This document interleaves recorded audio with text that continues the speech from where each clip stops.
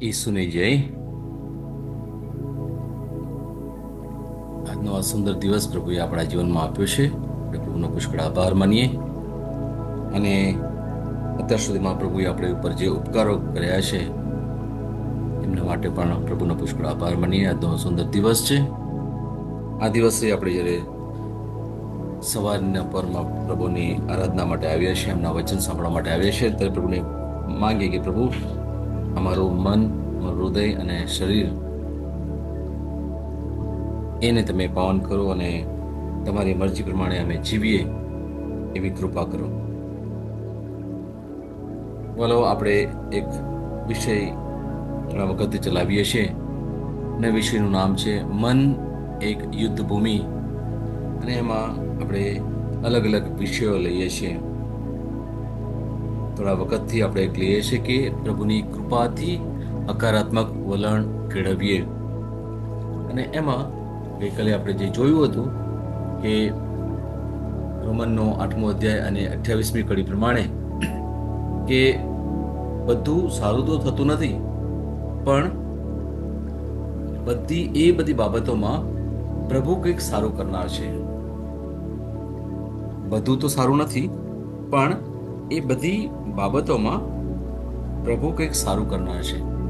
અને આવું આપણે આજે કંઈક શીખીએ છીએ નવું, અને એના માટે આપણે નવું વાંચન લઈએ છીએ. 2 કોરિન્થ 5મો અધ્યાય 17મી કડીથી 19મી કડી સુધી આવો વાંચીએ. જ્યારે કોઈ વ્યક્તિ ખ્રિસ્ત સાથે જોડાય છે ત્યારે તે નવું સર્જન બની જાય છે. જૂનું ચાલ્યું ગયું છે, નવું આવ્યું છે. આ બધું ઈશ્વરનું જ કાર્ય છે. તેમણે ખ્રિસ્ત દ્વારા આપણને દુશ્મનમાંથી મિત્રો બનાવ્યા છે અને બીજાઓને પણ તેમના મિત્રો બનાવવાનું સેવા કાર્ય સોંપ્યું છે.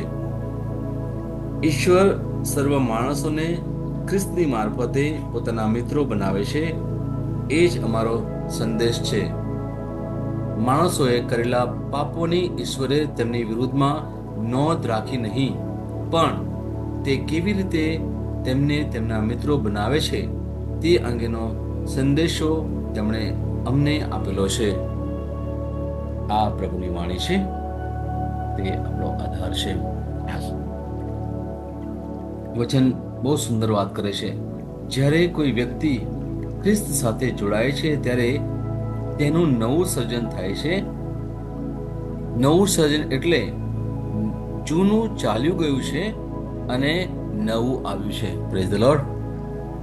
ભલો, આ શબ્દ, આ વચન જ આપણને ઘણું બધું કહી જાય છે. જીવનમાં આપણે જે પ્રકારે જીવીએ છીએ, આપણે જોઈએ છીએ કે આપણે અત્યારના વર્તમાન જીવનમાં ફક્ત વર્તમાનમાં નથી જીવતા. શરીર કદાચ વર્તમાનમાં છે, પણ આપણે ઘણું બધું ભૂતકાળની બાબતો લઈને આપણે જીવીએ છીએ. હું એને એક અલગ શબ્દમાં વાત કરું છું કે આપણે ઘણીવાર પોટલું લઈને જીવીએ છીએ, ભૂતકાળનું પોટલું. અને એ પોટલામાં શું છે? મારી ભૂલો છે, બીજાની ભૂલો છે, મારા દુઃખ છે, મારી નિરાશાઓ છે, મારી હતાશાઓ છે, અને ઘણું બધી બાબતો. સારું કેટલું છે મને નથી ખબર, પણ ખોટું મારી પાસે ઢગલો છે. જ્યારે મને સ્કૂલ અથવા કોલેજમાં કંઈ માર્ગદર્શન આપવા માટે બોલાવે ત્યારે એ લોકોને હું એક પ્રવૃત્તિ આપું અને એ લોકોને કહું કે તમે એક પેપર લો, પેપરના 2 ભાગ કરો અને એમાં એક બાજુ તમારા જીવનમાં જે કંઈ નકારાત્મક બાબતો છે બધી લખો તમે, અને બીજી બાજુ તમારા જીવનમાં જે કંઈ હકારાત્મક બાબતો છે બધી લખો તમે. અને એ લોકોને હું પૂરતો સમય આપું લખવા માટે. મારા વાલાઓ, તમને કહું, જે હું હંમેશા જે જોઉં છું મોટા ભાગે એ લોકોનું જ્યારે લિસ્ટ હોય ને, નકારાત્મક બાબતની બાજુનું જે લિસ્ટ છે ને, એ લાંબુ લિસ્ટ હોય. ઘણી બધી બાબતો લખેલી હોય, પુષ્કળ. પણ જ્યારે હકારાત્મક બાબતને કહીએ ત્યારે થોડીક જ લખ્યું હોય, 3 4 વધારે 5 કે 6, અને પછી હું એમની સાથે એ પ્રમાણે વાત કરું. મારા વાલાઓ, જો તમારી ઈચ્છા હોય ને, તમે પણ આ એક પ્રવૃત્તિ કરતા જજો. તમને ખબર પડશે કે આપણું માનસ કેવું છે. સામાન્ય રીતે આપણું જે નેચર છે ને, ભલે આપણે પ્રભુ ઈસુમાં માનતા હોય, ભલે હું તમને વારે એટલા માટે કહું છું, તમે કદાચ અમુક લોકોને કદાચ અજુગતું પણ લાગતું હશે, પણ મારે એટલા માટે કહેવાનું છે કે આપણે પ્રભુ ઈસુ વિશે જાણીએ છીએ પણ પ્રભુને ઓળખતા નથી.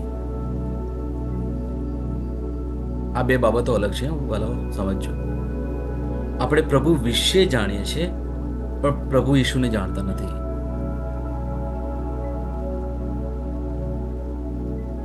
આપણે આપણા વિશે ઘણી બધી બાબતો જાણીએ છીએ પણ કદાચ આપણી જાતને ઓળખી નથી. આપણે આપણા જે નજીકના પડોશી જ્યારે કહું છું ને, ત્યારે યાદ રાખજો, પડોશી કોણ ખબર છે? સૌથી પહેલા તમારો પડોશી કોણ? તમને લાગતું છે મારા ઘરની બાજુમાં? ના. યાદ રાખજો, જો તમે લગ્ન કરેલા હોય તો તમારો જે પાર્ટનર, તમારો પતિ હોય અથવા પત્ની, એ તમારો પહેલો પડોશી કહેવાય. અને ત્યાર પછી ઘરના બીજા વ્યક્તિઓ આવે, અને પછી બીજા લોકો આવે. એટલે કાલ પ્રભુએ પણ કહ્યું હતું ને, તમારા પડોશને પ્રેમ કરો. કદાચ ઘણીવાર બહારના લોકોને પ્રેમ કરવો બહુ સહેલો છે, પણ ઘરના વ્યક્તિને પ્રેમ કરવો બહુ જ અઘરો છે મારા વાલાઓ. કેમ કે દિવસ ને રાત આપણે સાથે રહીએ છીએ, આપણે એકબીજાની સબળાઈ જોઈએ છીએ, નબળાઈ જોઈએ છીએ, અને ઘણીવાર અમુક બાબતો આપણને નથી ગમતી, એમની સાથે સંમત નથી થતા, ત્યારે એ અસંમતિમાં વ્યક્તિને પ્રેમ કરવો આપણા માટે ઘણું અઘરું છે. પ્રભુ ઈસુ આપણને આ એક સંદેશ આપે છે કે તમે સૌથી પહેલા તો તમે મને પ્રેમ કરતા શીખો. પ્રભુને સૌથી પહેલા આપણે પ્રેમ કરવાનો છે. જીવનમાં ઘણું બધું છે, એને એક બાજુ પર મૂકીએ, થોડા સમય માટે બધું બાજુ પર મૂકીએ. કારણ કે આપણું જીવન મન છે ને, તમે જે સમયે ઊભા થાવ છો ને પથારીમાંથી, તમે ઇવન પ્રાર્થના પણ કરો ને, એ પહેલા અમુક વિચારો શરૂ થઈ જાય છે મનમાં. જ્યારે તમે સૂવા માટે જાઓ છો ત્યારે પણ અમુક વિચારો લઈને આપણે સૂઈએ છીએ. હજુ પણ આપણે કદાચ કેળવ્યું નથી, શાણપણ અથવા ડાપણ આપણું કેળવ્યું નથી કે મારે પ્રભુમય કેવી રીતે જીવન જીવવાનું.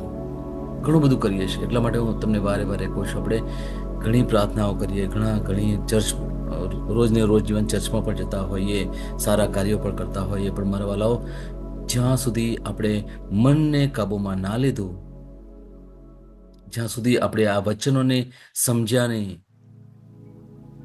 અને મનમાં ના ઉતાર્યા અને એ પ્રમાણે કાર્ય ના કર્યું, ત્યાં સુધી મારા વાલાઓ આપણે એ પેલા ખાડામાં જ રહીશું. કઠિન છે, હું કહું છું. જ્યારે બોલું છું ત્યારે હું આગળ મારા વિષય પર થોડી વાત કરીશ. તકલીફ છે, શક્ય નથી. પણ વાલાઓ, મેં એવા લોકોને જોયા છે, મારા જીવનમાં પણ એવા બધા પ્રસંગો મેં જોયા છે, જ્યાં જે સમયે મેં મારી જાતને સમર્પણ કરી દીધી કે પ્રભુ નથી આવડતું, નથી ફાવતું, નથી ચાલતું, બધું જ્યારે યોજનાઓ કરું છું, બધી નિષ્ફળ જાય છે. મારું બોલવું પણ ઘણીવાર એ વ્યર્થ થઈ જાય છે. ઘણું બધું એવું છે. અને ત્યારે પ્રભુ મને એક જ કહે છે, તું બસ આવે ને વાલા, મારી પાસે આવો, તું મારી ઉપર છોડી દે, મને બધું સોંપી દે, તારો પ્રશ્ન, તારી વિટંબળાઓ, તારી મુશ્કેલીઓ બધું મને સોંપી દે. બસ પછી તું જોયા કર, તારે કશું કરવાનું નથી. તારા મગજને તું અસ્વ્યસ્ત ના થવા દઈશ. આપણે એક વચન પણ વાંચ્યું હતું, બે વાકડો બનીશ નહીં. જ્યારે આ પ્રમાણે આપણે કરીએ છીએ ને વાલાઓ, ત્યારે તમે જોશો કે જ્યારે પ્રભુ આપણું જીવન એ ચલાવવા પ્રયત્ન કરે, જ્યારે એ આપણે કહેવાય ને, અંગ્રેજીમાં બહુ સરસ શબ્દ છે, સરેન્ડર કરવું. સમર્પણ કરી દેવું. જ્યારે આ કરીએ છીએ ને ત્યારે તમે જોશો કે પ્રભુ ધીરે ધીરે ધીરે તમારા જીવનમાં બધું સારું સારું કરી દેશે. આપણે જવાબદારી ના લઈએ. જીવનમાં ઘણીવાર આપણે આ એક શું કહે કે પ્રથા થઈ ગઈ છે અથવા એક રૂઢી થઈ ગઈ છે કે નહીં આપણે કરવું જ પડે.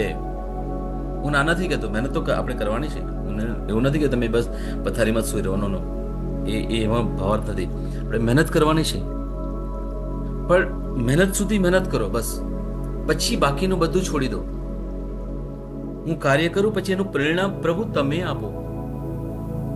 મારી આ યોજના છે. મેં ગઈ વખતે તમને કહ્યું હતું બ્લુ પ્રિન્ટ વિશે.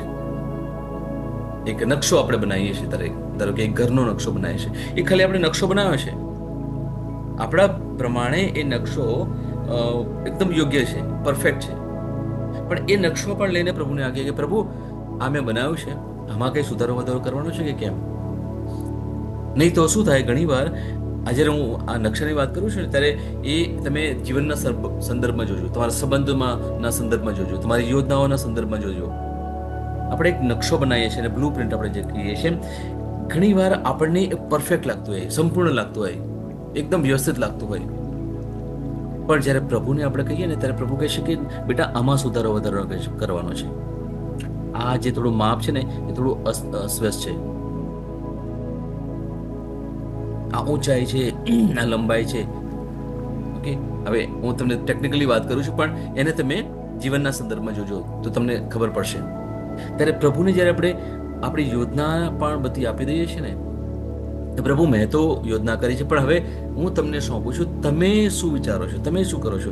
ત્યારે સાચા અર્થમાં કહું છું વાલાઓ, આ મારો ખુદનો અનુભવ છે. અને ઘણા લોકોને મેં સાંભળ્યા છે, ઘણા લોકોના જે જીવનમાં પરિવર્તન પણ આવ્યા છે કે એમણે જ્યારે પરમેશ્વરને પોતાના જીવનમાં દાખલ કર્યા છે, એમને આવવા દીધા છે અને પરમેશ્વરને કામ કરવા દીધું છે, ત્યારે એમના જીવનમાં ઘણો બધો ફરક પડ્યો છે, ઘણું બધું બદલાણ આવી ગયું છે. એમના જીવનમાં સાચા અર્થમાં આનંદ આવી ગયો છે. એટલા જ માટે જીવનમાં પ્રભુની બહુ જ જરૂર છે મારા વાલાઓ. આપણને જે શ્વાસની પણ જે દેન મળી છે ને એ પણ આપણો નથી. આપણે જે કંઈ કરીએ છીએ એ આપણું કશું જ નથી. એ સમજવાની બહુ જરૂર છે વાલાઓ. આ શ્વાસ એ ઈશ્વરે સૌથી પહેલા આદમમાં મૂકેલો અને ત્યાર પછી એ આપણામાં આવ્યો છે, આપણા બાળકોમાં પણ આવ્યો છે. જે સમયે પ્રભુ શ્વાસ લે પતી ગયું, તમે દુનિયામાંથી ગયા. અને જો તમે આ સાદી સીધી વાત તમે જો સમજી ગયા કે જો મારો શ્વાસ પણ મારો નથી તો મારું છે શું આ દુનિયામાં? હું શાના માટે આની ઉપર ગર્વ કરું છું? હું શાના માટે આની ઉપર બહુ બડાઈ મારું છું?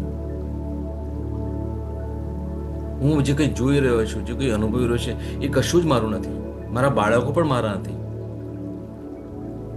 કશું જ મારું નથી. મેં આટલા વર્ષોથી નોકરી પણ કરીને એ પ્રભુની ઈચ્છાથી કરી અને પ્રભુની દયાથી કરી.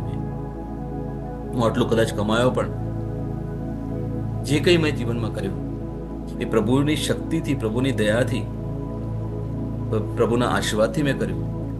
મારું કશું જ નથી. એટલા માટે તમે સાંભળ્યું હશે કે તમે શું લઈને આવ્યા હતા ને શું લઈને જવાના છો.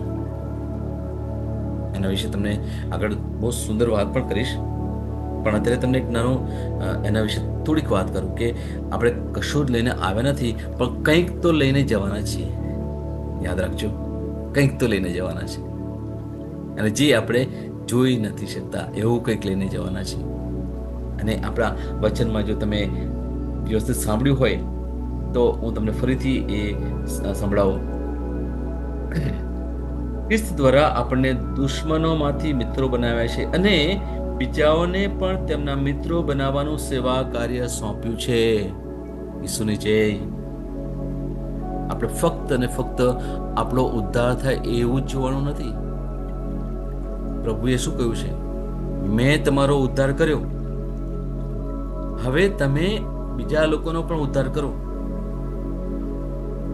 બીજાના માટે કંઈક સેવા કાર્ય કરો. તમે દુઃખી છો, પણ એ તમે દુઃખ એક સમય બાજુ પર મૂકી દો, એ મને સોંપી દો. હવે એ તમે એક વ્યક્તિને જુઓ જે દુઃખી છે, એ તમારા જેવી જ કંઈક પરિસ્થિતિમાંથી પસાર થઈ રહ્યા છે, અથવા તમારાથી પણ બદતર પરિસ્થિતિમાંથી પસાર થઈ ગયા છે. ત્યારે તમે એ વ્યક્તિને થોડું કંઈક સહારો આપી શકો, કંઈક સેવા કાર્ય કરી શકો, એ પ્રભુનું કંઈક વચન, બે શબ્દો આપી શકો. તમે એના જીવનમાં થોડો આનંદ અથવા શાંતિ તમે આપી શકો. એમને બતાવી શકો કે હા, પ્રભુ તમને પ્રેમ કરે છે. તમારા પ્રેમ દ્વારા, તમારા શબ્દો દ્વારા, તમારી એક સ્મિત દ્વારા ઘણા લોકોના જીવનમાં ઘણો બધો ફરક આવી શકે. મારા વાલાઓ, ફક્ત આપણી પરિસ્થિતિ ઉપર વારે વારે વિચાર ના કરીએ. એ પેલો શૈતાન એવું જ ઈચ્છે છે કે જો તારી પરિસ્થિતિ કેવી છે ને, તું સેવા કાર્ય કરવા માટે બહાર નીકળ્યો છે, તું તારી જાતને જો ને, તું શું લોકોને એ સારું જ વચન આપે છે, તું શું પ્રભુમાં રહે છે, તું શું વચન વાંચે છે, તું શું પ્રાર્થના કરે છે, તું જો, તું કંઈક કર, મહેનત કર, પૈસા કમા, ગમે તે રીતે કમા, પણ કમા, અને પછી જો તારું ભવિષ્ય સારું થશે. આવી બધી બાબતો પેલો શૈતાન આપણા મગજમાં મૂકે છે, અને પછી આપણા મગજને ખરાબ કરી દે છે. અને જે સમયે આપણે પેલા શૈતાનને જો આપણા મગજને કામ કરવા દીધો, તો પછી મગજ પછી શરીરમાં કામ કરશે, અને પછી તમે જોશો કેવું બધું જીવન ચાલે છે, બધું અસ્તવ્યસ્ત થઈ જાય છે. મારા વાલાઓ, પણ પ્રભુ આપણને એક અલગ બાબત કહે છે, કે પ્રભુના જીવનમાં પણ, પ્રભુ ઈસુના જીવનમાં પણ પરીક્ષણ તો આવેલું. હા, યાદ રાખજો. જ્યારે ક્રૂસ પર મરી ગયા હતા, ત્યારે પણ લોકો એમને કહેતા હતા કે તું પેલા 3 દિવસમાં મંદિર બાંધવાનો હતો, તું અત્યારે તારી જાતને બચાવ ને. કારણ કે લોકોને ખબર નથી કે એ વ્યક્તિ કોણ છે જે ક્રૂસ પર લટકેલો છે. અને એટલા જ માટે ઈસુએ ક્રૂસ પરથી પરમેશ્વરને વાત કરી કે પિતા, આ લોકોને માફ કર, કારણ કે એ લોકો શું કરી રહ્યા છે, શું બોલી રહ્યા છે, શું વિચારી રહ્યા છે, એ લોકોને કશી જ ખબર નથી. એટલા દુઃખમાં પણ પ્રભુ ઈસુ પરમેશ્વરને લોકોના માટે પ્રાર્થના કરે છે. આવું તો કોણ કરી શકે મારા વાલાઓ? ફક્ત ને ફક્ત આપણો પ્રભુ ઈસુ ખ્રિસ્ત એ કરી શકે, અને એમણે કર્યું. આપણે એમના જેવા થવાની જરૂર છે મારા વાલાઓ. પ્રયત્ન કરીએ, પડીશું તો ખરા, ભૂલો થશે, પાપ પણ થશે, પણ પાછા ઊભા થઈએ, પાછા વળીએ પ્રભુની આગળ, અને પ્રભુને કહીએ, પ્રભુ મારાથી ભૂલ થઈ ગઈ, મને તમે દોરો. મેં તો મારી બહુ બુદ્ધિ ચલાવી, પણ હવે મારી બુદ્ધિ નહીં, તમારી બુદ્ધિથી, તમારા ડાપણથી મને ચલાવો, તમારા શાણપણથી મને ચલાવો. મારામાં કોઈ ક્ષમતા નથી એવી પ્રભુ. મારા વાલાઓ, જીવનમાં આ રીતે જો આપણે જીશું ને, ત્યારે તમે જોશો કે પ્રભુ આપણા જીવનમાં ધીરે ધીરે ધીરે બધું બદલાણ લાવશે, બધું સારું કરનારશે. કારણ કે પ્રભુની ઈચ્છા છે કે આ દુનિયામાં રહીને આપણે શાંતિથી, પ્રેમથી, આનંદથી રહીએ. આ પ્રભુની યોજના છે. હા, યાદ રાખજો. અને પ્રભુની એ પણ યોજના છે કે આપણે વર્ષો સુધી આ પૃથ્વી પર રહીએ. પ્રભુની ઈચ્છા નથી કે આપણે તરત જ પ્રભુ આપણને લઈ લે. ના ના ના, પ્રભુની ઈચ્છા છે એક સમય આવશે ત્યારે પ્રભુ આપણને બોલાવશે, પણ એની આપણે વાટ કેમ જોઈએ? અત્યારે આપણે જીવનમાં આનંદથી ના રહીએ, કારણ કે પ્રભુ મારી સાથે છે, મારી પાસે છે, પ્રભુ મને પ્રેમ કરે છે, તો પછી મને શાનો ડર, મને શાની ચિંતા, મને હું શંકા કેમ કરું? છોડી દઈએ, આજે બધું છોડી દઈએ, ભૂતકાળ છોડી દઈએ. પેલું પોટલું છે ને, ત્યાં ક્રૂસની આગળ મૂકી દઈએ.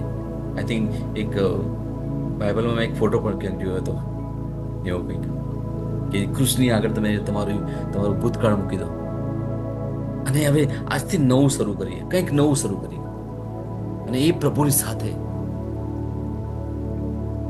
પ્રભુનો આપણે હાથ પકડી લઈએ, અને પ્રભુ કે, પ્રભુ તમે મને ચલાવો. એક નાનું બાળક બની જઈએ, એક નાનું બાળક બની જઈએ. તમે જોયું છે એક નાનું બાળક કેટલો ભરોસો રાખે મા બાપ ઉપર, એને કોઈ ચિંતા નથી. આપણે શું કરવા ચિંતા કરીએ ત્યારે આપણો બાપ એ પેલો સ્વર્ગીય બાપ આપણી સાથે ને પાસે છે. Praise the lord. એટલા માટે સાચું જીવન જીવવું હોય, હકારાત્મક જીવન જીવવું હોય તો એના માટે આપણે ફક્ત ને ફક્ત પ્રભુની ઈચ્છા પ્રમાણે ચાલવાની જરૂર છે. મારા વાલાઓ, એક અવિશ્વાસી, એક પ્રભુના નહીં માનનારા વ્યક્તિને સાથે આપણે સંગતમાં ના રહીએ તો બહુ સારું. અથવા વ્યક્તિ કદાચ નજદીક પણ હોય પણ એની સાથે એટલો ગાઢ વ્યવહાર ના કરીએ તો સારું. કેમ? જો તમે એટલા મક્કમ ના હોય, તમે એટલા મજબૂત ના હોય જો તમારા વિશ્વાસમાં, તો થોડું દૂર રહેવાની જરૂર છે. કારણ કે જે નેગેટિવ વ્યક્તિ છે, અવિશ્વાસી વ્યક્તિ છે, એ અમુક બાબતો તમારા જીવનમાં કંઈક ને કંઈ રીતે તમને મૂકવા માટે પ્રયત્ન કરશે. સૌથી પહેલા તો એ વ્યક્તિ બોજારૂપ તમને લાગશે. એ વ્યક્તિ હંમેશા ફરિયાદો કરશે, બબડાટ કર્યા કરશે. તમે ગમે તેટલું સારું કરશો, ગમે તેટલું સારું બોલશો તો પણ એમાં ભૂલો શોધ્યા કરશે. અને જ્યારે આવું ચાલે છે ને ત્યારે ગમે તેટલા તમે હકારાત્મક હોય ને ત્યારે ક્યાંક ને ક્યાંક એની અસર તો તમને થવાની છે. એટલા જ માટે જો તમે પ્રભુમાં ના હોય તો આજે જ પ્રભુમાં મક્કમ થવાની જરૂર છે. એટલા માટે જ અમે કહીએ છીએ કે વચનોમાં મજબૂત થવાની જરૂર છે. વચનોને બોલવાના છે આપણે, અને દિલથી વિશ્વાસ કરવાનો છે આપણે.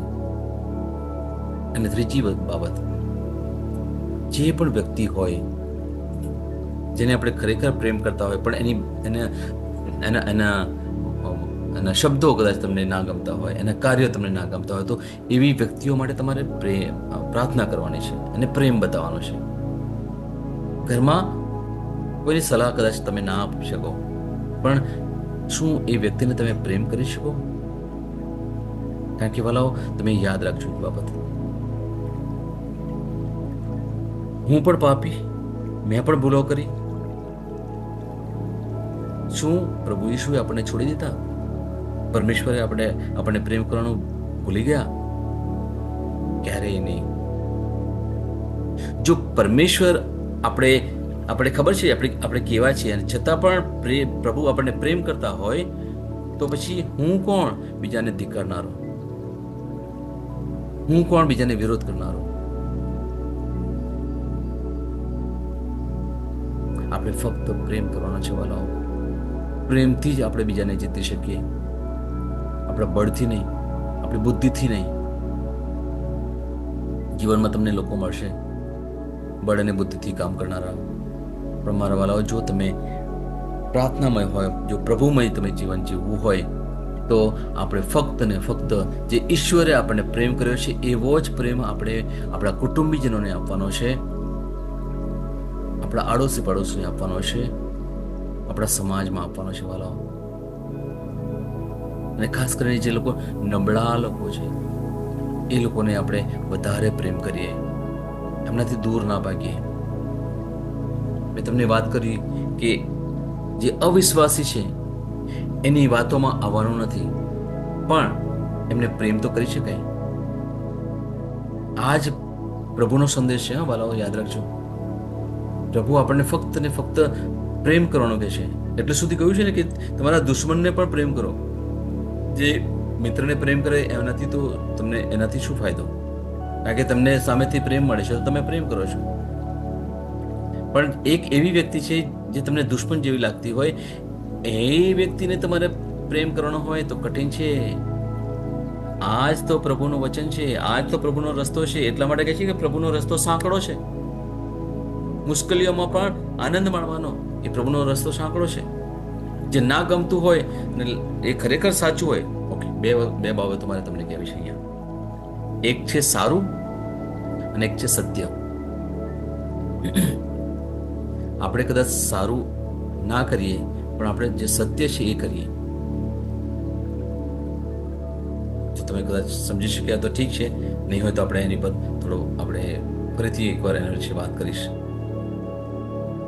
સારું અને સાચું, જે સાચું છે આપણે કરીએ કદાચ સારું આપણે ના કરીએ, કારણ કે સારું તો આપણે ઘણું બધું લાગતું હોય, પણ પરમેશ્વરની નજરમાં સારું એ બધું સારું નથી પરમેશ્વરની નજરમાં. પણ સાચું એ હંમેશા પરમેશ્વરની નજરમાં સાચું છે અને સત્ય છે. એની ઉપર આપણે આગળ વાત પણ કરીશું જ્યારે સમય આવશે ત્યારે. ઓકે, કદાચ અત્યારે તમે સમજી નહીં શકતા, કશો વાંધો નથી.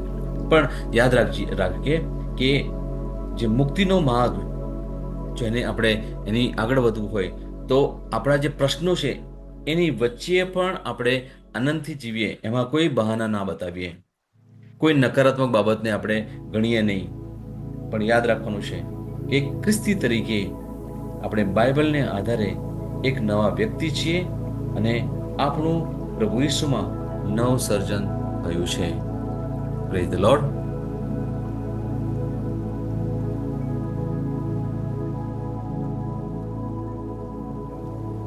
આવો આપણે વચનની ઘોષણા કરીએ. તમે એ રીતે બોલો કે અર્થપૂર્ણ રહે. ત્રીજો દિવસ, વિશ્વાસ ઘોષણા. હું ઘોષણા કરું છું કે મારી પાસે આજ માટે પૂરતી કૃપા છે. હું શક્તિ અને બળ અને નિશ્ચયથી ભરેલો છું. હું જે કંઈ પણનો સામનો કરું છું તે મારા માટે વધુ પડતું નથી. હું દરેક અવરોધને દૂર કરું છું, દરેક પડકારને પાર કરી શકું છું અને દરેક મુશ્કેલીમાંથી હું પહેલા હતો તેના કરતાં વધુ સારી રીતે પસાર થયો છું.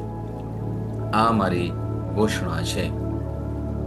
દૈવી સ્વાસ્થ્ય કબૂલાત. હું સામાન્ય નથી, હું ઈશ્વરની પ્રતિમૂર્તિમાં બનેલો છું. જેમ તે છે તેમ હું પણ આ દુનિયામાં છું. પ્રભુ ઈસુમાં મારી પાસે શૈતાન, મૃત્યુ, નરક અને દુનિયા પરના પ્રભુત્વ અને વિજય છે. હું નિર્ભય છું અને મને કોઈ સારી વસ્તુની ખોટ નથી. આમેન. હું જે પણ ઈશ્વરના નામ પર બોલું તે થશે જ. હું મજબૂત છું, હું તંદુરસ્ત છું, હું ધન્ય છું, હું સમૃદ્ધ છું, હું શક્તિશાળી છું, હું અભિષિક્ત છું, હું મુક્ત છું, હું પ્રભુનો વિશ્વાસી છું, હું પ્રભુ અને મનુષ્ય દ્વારા પ્રિય છું. હું જે જોઉં છું તે નથી બોલતો, પણ જે જોવા માંગુ છું તે બોલું છું. હું એક અવિભાજ્ય બીજ છું. હું મારા પ્રભુના ઘરમાં સારી જમીન પર રોપાયો છું. હું મારા ઈશ્વરની વાડીમાં નારિયેળના ઝાડની જેમ ફૂલું ફાલું છું.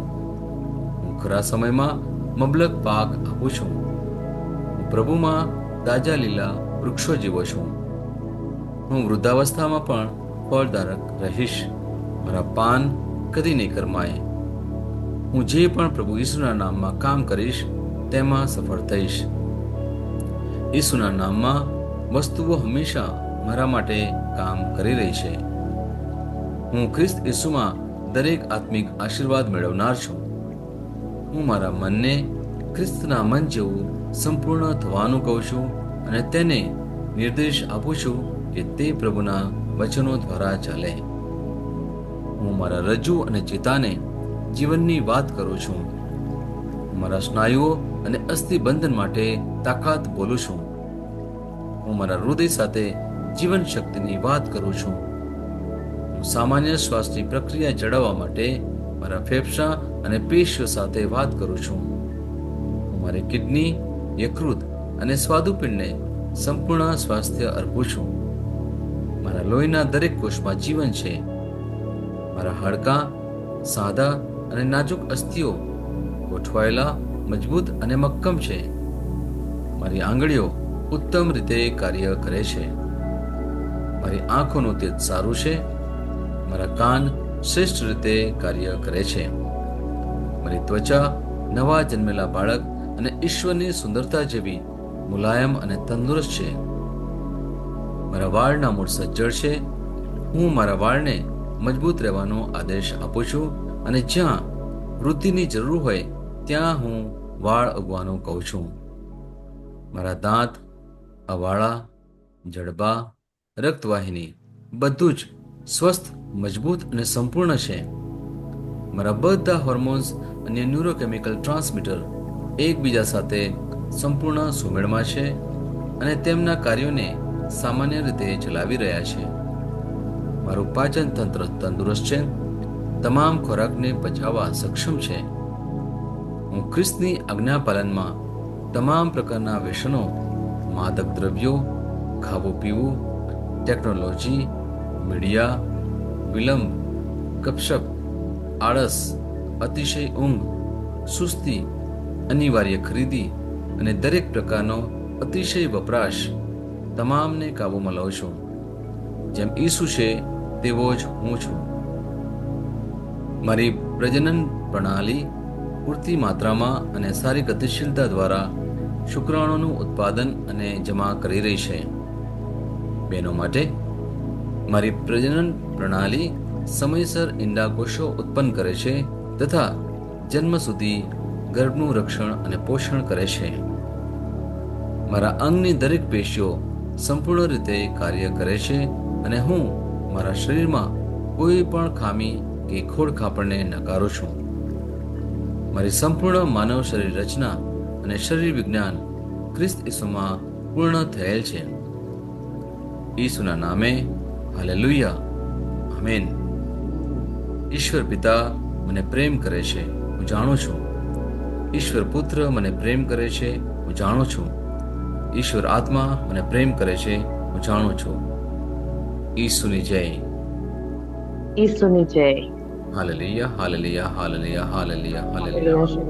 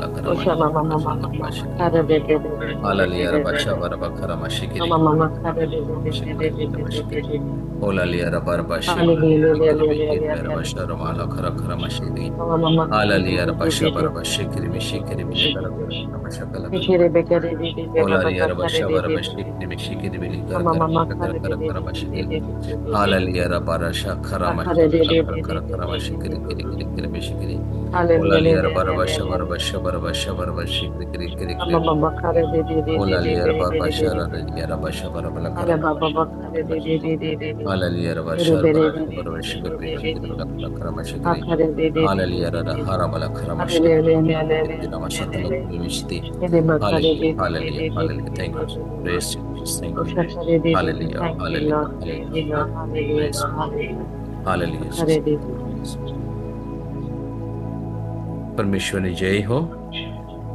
પરમેશ્વરની જય હો. પ્રભુ ઈસુની જય હો. પ્રભુ ઈસુની જય હો. પવિત્ર આત્માની જય હો. પવિત્ર આત્માની જય હો. પવિત્ર ત્રૈક્યની જય હો. પવિત્ર એકેની જય હો. ઈસુની જય. ઈસુની જય.